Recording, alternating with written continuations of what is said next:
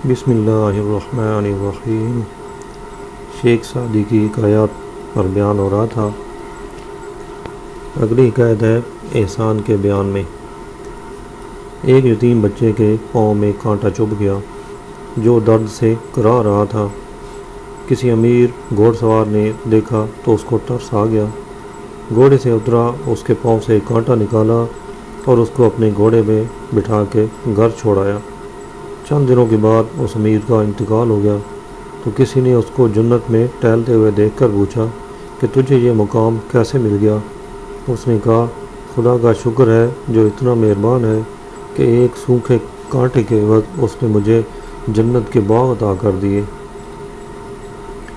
اس حکایت سے سبق ملتا ہے کہ جب تو کسی پر رحم کرے گا تو تیرے اوپر بھی رحم ہوگا، اور اگر کسی پہ احسان کرے تو تکبر نہ کر کہ میں سردار ہوں اور یہ ماتحت۔ اگر زمانے کی تلوار نے اسے گرا دیا ہے تو وہ تلوار اب بھی کھینچی ہوئی ہے۔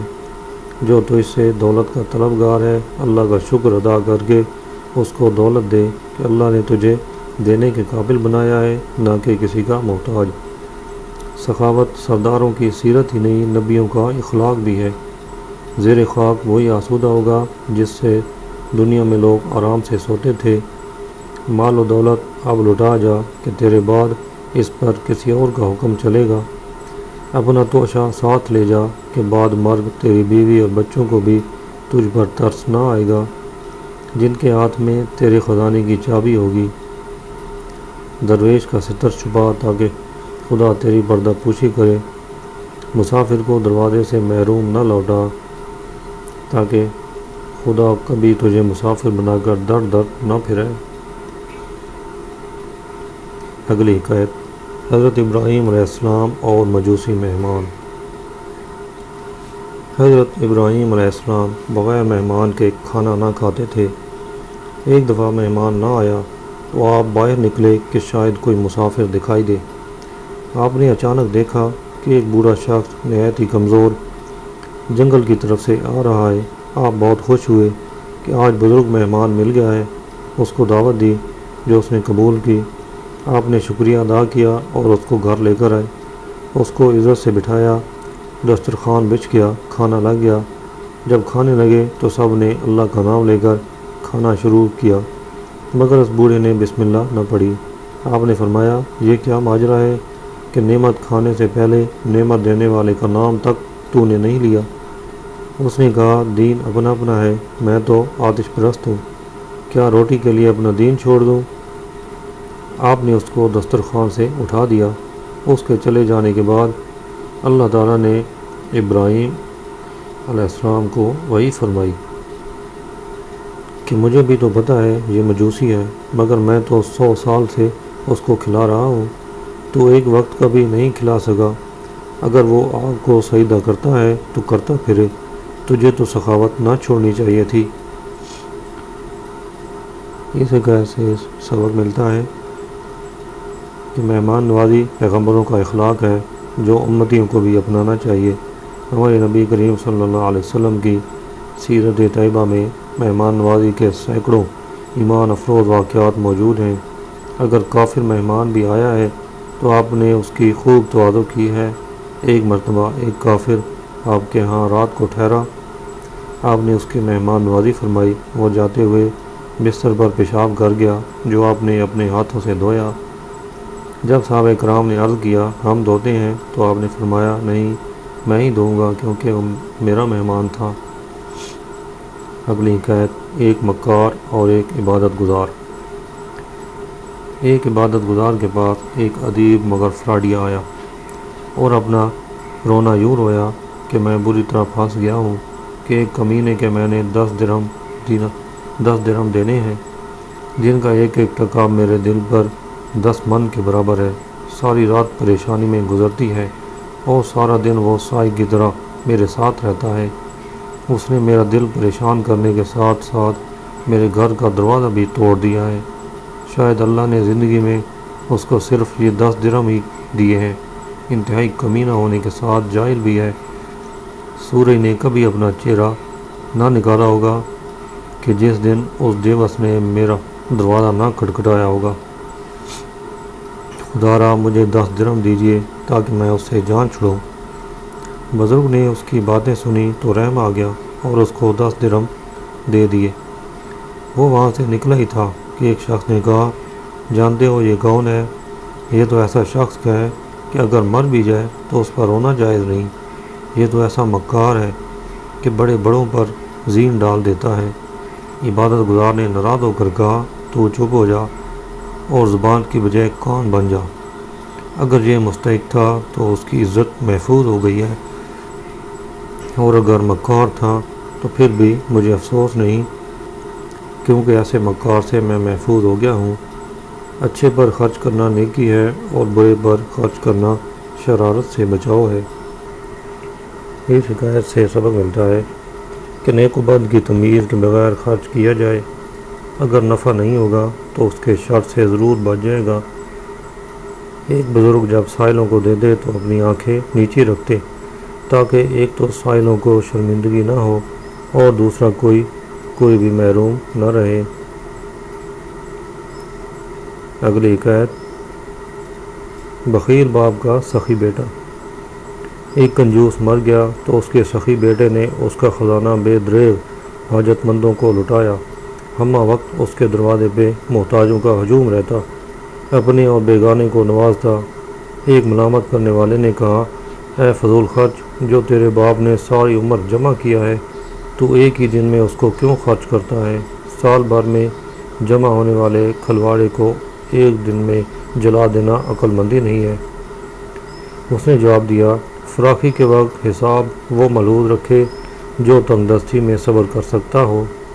مجھے اللہ نے سخی بنایا ہے تو صابر بھی بنایا ہے۔ ایک دیہاتی خاتون نے اپنی بیٹی کو کہا کہ خوشحالی کے دن تنگ دستی کا انتظام کر لے، مشق اور گھڑے کو بھر کر رکھ، کیونکہ ندی خشک ہونے والی ہے۔ دنیا سے آخرت کمائی جاتی ہے اور سونے چاندی سے دیو کا پنجہ بھی مروڑا جا سکتا ہے۔ ہاتھ خالی ہو تو کوئی امید پوری نہیں ہوتی۔ فقیر تیری امداد سے مالدار نہیں ہوں گے بلکہ تو فقیر ہو جائے گا۔ ملامت گر کی ساری باتیں سن کر غیرت مند لڑکے نے غصے سے اس کو جھڑک دیا اور کہا، میرے پاس جو خزانہ ہے میرے باپ نے کہا تھا کہ میرے دادا کا ہے، وہ دونوں مر گئے اور خزانہ چھوڑ گئے۔ اگر میں بھی اس کو استعمال میں نہ لاؤں تو میرے بعد کسی اور کو مل جائے گا، لہذا یہی بہتر ہے کہ اس سے فائدہ اٹھاؤں، اور فائدہ اٹھانا یہی ہے کہ کھانا پہننا، بخشش کرنا اور لوگوں کو آرام پہنچانا، نہ کہ بعد والوں کے لیے جوڑ جوڑ کر رکھنا۔ اس خزانے کے ساتھ اگر میں آخرت خرید لوں تو بہتر ہے، ورنہ حسرت کے ساتھ ہی مر جاؤں گا۔ اس حکایت سے سبق ملتا ہے کہ جہاں تک ہو سکے مال و دولت میں سخاوت کی جائے۔ اسے جوڑ جوڑ کر رکھنے سے وارثوں کو تو فائدہ پہنچتا ہے، لیکن خود بندہ آخرت کے خسارے میں رہتا ہے۔ یہ الگ بات ہے کہ روپیہ پیسہ کفایت شعاری سے خرچ کرنا چاہیے اور مستقبل کی فکر بھی ضرور کرنی چاہیے۔ دولت ضائع کرنے سے تو خزانے بھی خالی ہو جاتی ہیں۔ ہاں، اللہ کی مخلوق تکلیف میں ہو تو دولت سنبھال کر رکھنا یا اسے عیاشی کرنا کسی طرح بھی مناسب نہیں ہے۔ اگلی حکایت، ہمسایوں کے حقوق۔ ایک عورت نے اپنے شوہر سے پڑوسی دکاندار کی شکایت کی اور کہا کہ آئندہ اس سے ہرگز آٹا نہ خریدنا کہ یہ تو گندم دکھا کر جو بیچنے والا ہے۔ اسی بے ایمانی کی وجہ سے اس کی دکان پر گاہکوں کی نہیں بلکہ مکھیوں کی بھیڑ رہتی ہے۔ شوہر نے اپنی بیوی کی باتیں سنی اور کہا، اے میرے گھر کی روشنی، اس بیچارے نے تو ہماری ہی امید پہ ہمارے گھر کے ساتھ دکان بنائی ہے۔ اگر ہم ہی اس سے سودا نہ خریدیں گے تو یہ شرافت کے خلاف ہوگا۔ ہمیں نیک لوگوں کی راہ اختیار کرنی چاہیے اور گرے ہوئوں کا بازو پکڑ کر ان کو اٹھانا چاہیے، نہ کہ ان کو مزید مارنا شروع کر دیں۔ اس بیچارے دکاندار کو معاف کر دے، کیونکہ اللہ والے بے رونق دکان کے ہی گاہک ہوتے ہیں، اور سچی بات تو یہ ہے کہ سخی مرد اللہ کا ولی ہے، کیونکہ سخاوت پیشہ مولا علی ہے۔ اس حکایت سے سبق ملتا ہے کہ ہمسایہ اگر برا بھی ہو تو اسے حسن سلوک اور احسان کے ساتھ ہی پیش آنا چاہیے۔ سخاوت مقبولان بارگاہ خدا کا پیشہ ہے۔ اہل عرب کا مقولہ ہے کہ سخی اللہ کا دوست ہے اگرچہ گناہ گار ہو، اور حدیث پاک میں ہے کہ سخی اللہ کے قریب ہے اور جنت کے قریب ہے، دوزخ سے دور ہے، اور بخیل اللہ سے دور ہے، جنت سے دور ہے اور دوزخ کے قریب ہے۔ اگلی حکایت احسان۔ ایک اللہ کا نیک بندہ بیت اللہ شریف کی طرف جاتے ہوئے ہر قدم پہ 2 رکعت نفل پڑھتا جا رہا تھا، اور اس قدر یاد خدا میں مگن کہ پاؤں سے کانٹا بھی نہیں نکال رہا تھا۔ آخرکار اس کو خود ہی اپنا یہ عمل پسند آیا۔ شیطان نے دل میں غرور پیدا کیا کہ اس سے بہتر تو سفر کرنا ناممکن ہے۔ اگر اللہ کا کرم اس کے شامل حال نہ ہوتا تو یہ خیال اس کو گمراہ کر دیتا۔ ایک غیبی فرشتے نے اس کو آواز دی کہ اے نیک مرد اور نیک طبیعت والے، اگر تو نے عبادت کی ہے تو یہ نہ سمجھ کہ میں رب کی بارگاہ میں کوئی بہت بڑا تحفہ لے کر آیا ہوں۔ ہاں، اگر تو کسی پر کوئی احسان کر کے اس کے دل کو راحت پہنچائے تو یہ عمل ہر منزل پہ 1000 نفل پڑھنے سے بھی بہتر ہوگا۔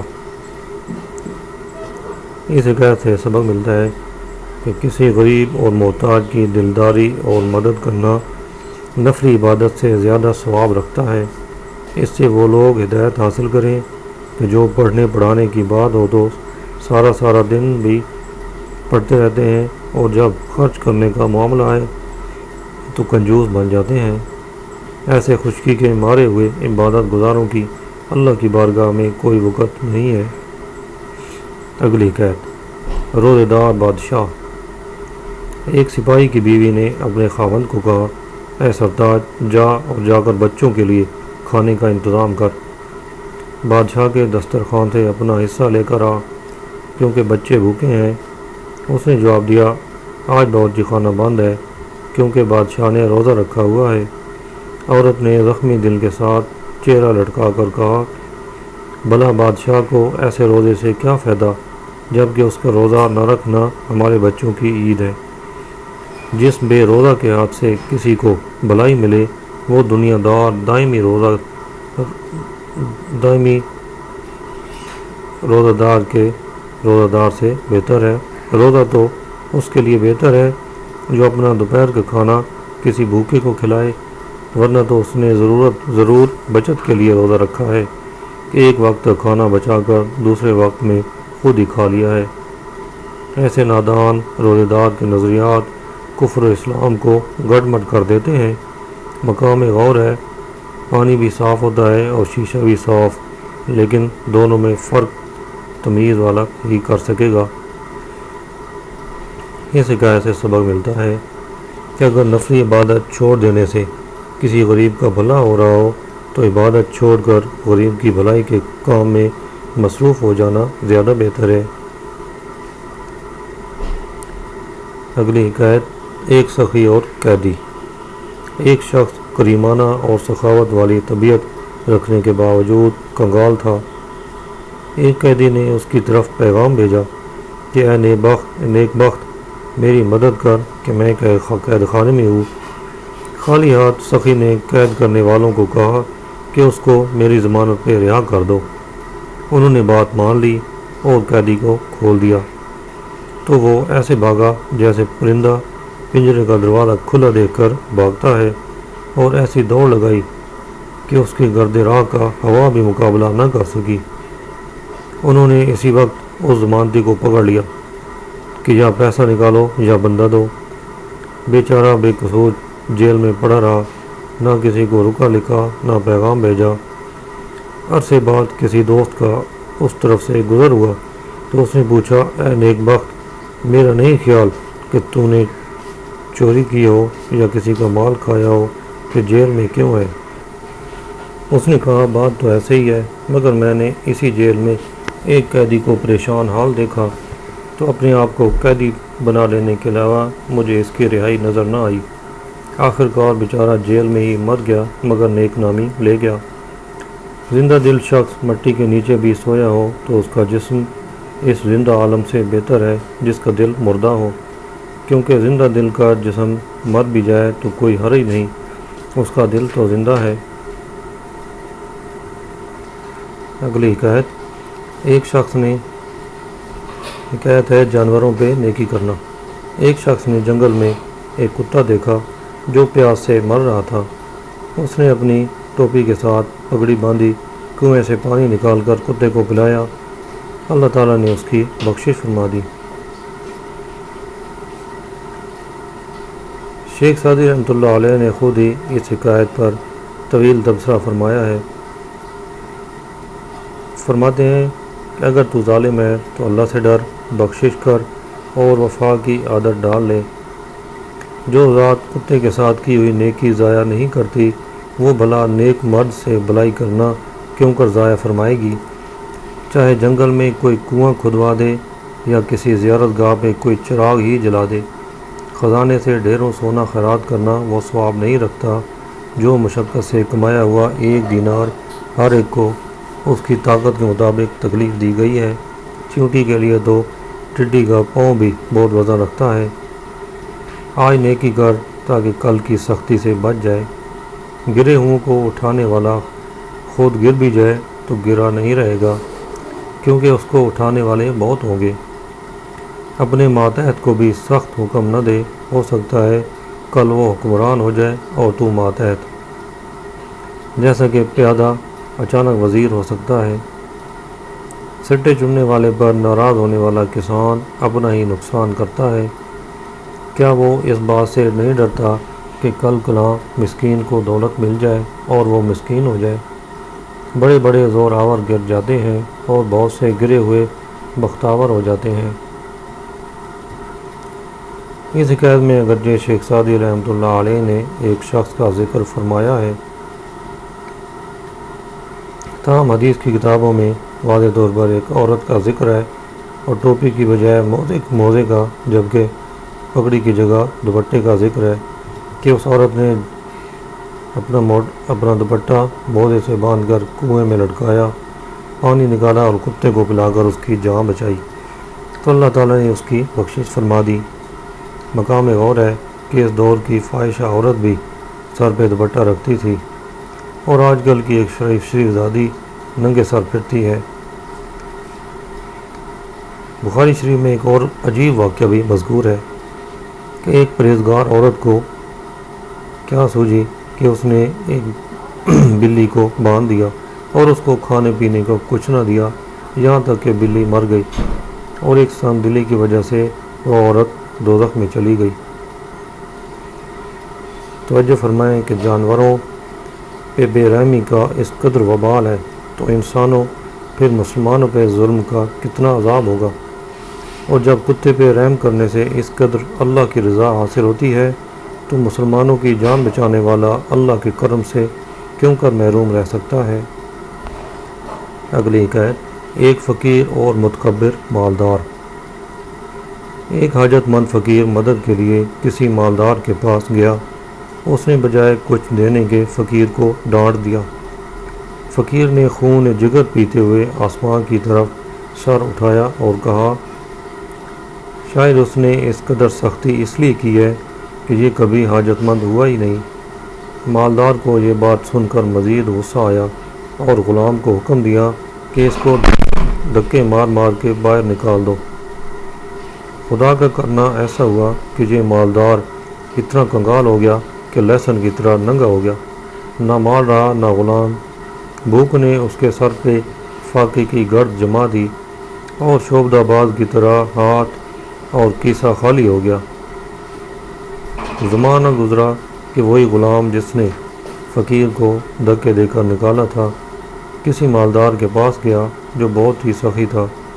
پریشان مسکین کو دیکھ کر ایسے خوش ہوا جیسے مسکین مال کو دیکھ کر خوش ہوتا ہے۔ اس مالدار نے غلام کو حکم دیا کہ اس سائل کو خوش کر دے۔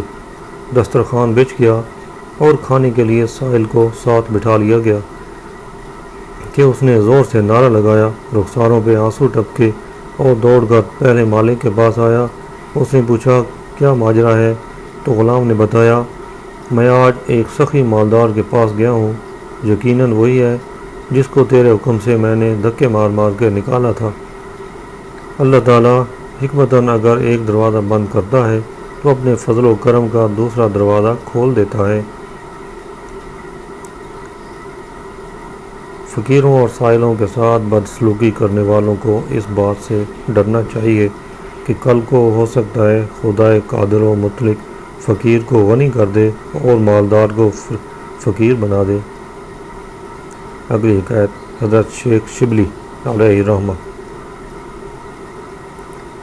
صوفی باصفا حضرت جنید بغدادی رحمۃ اللہ علیہ کے مرید و خلیفہ حضرت شبلی رحمۃ اللہ علیہ ایک گندم فروش کی دکان سے گندم کا بورا اپنے کندھوں پہ اٹھا کر گاؤں لے گئے۔ بورا کھولا تو اس میں سے ایک چیونٹی ادھر ادھر دوڑتی ہوئی نظر آئی۔ اس کی پریشانی نہ دیکھی گئی اور ساری رات سو نہ سکے۔ رات گزری تو چیونٹی کو واپس اس کے ٹھکانے پہ چھوڑ آئے۔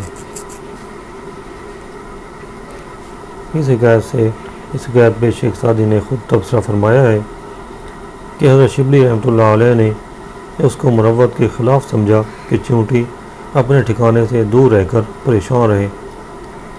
تو بھی پریشان حال لوگوں کے دل کو خوش رکھ تاکہ تجھے اطمینان نصیب ہو۔ فردوسی نے کیا خوب کہا ہے کہ دانہ کھینچنے والی چیونٹی کو نہ ہنستا، کیونکہ اسے بھی جان اتنی پیاری ہے جتنی کہ تجھے۔ وہ شخص سیاہ دل ہے جو چیونٹی کو بھی تنگ دل رکھنا چاہتا ہے۔ کمزور کے سر پر زور سے نہ مار، ہو سکتا ہے کسی دن تو چیونٹی کی طرح اس کے پاؤں میں گرے۔ دیکھ لے شمع نے پروانے میں ترس نہ کھایا تو ساری مجلس کے سامنے جلتی رہی۔ میں نے مانا کہ تجھ سے کمزور دنیا میں بہت ہیں، لیکن آخر تجھے بھی تسلیم ہوگا کہ کئی تو اسے زیادہ طاقتور بھی ہیں۔ اے بندے، کرم کر کہ کرم سے انسان کو شکار کیا جا سکتا ہے۔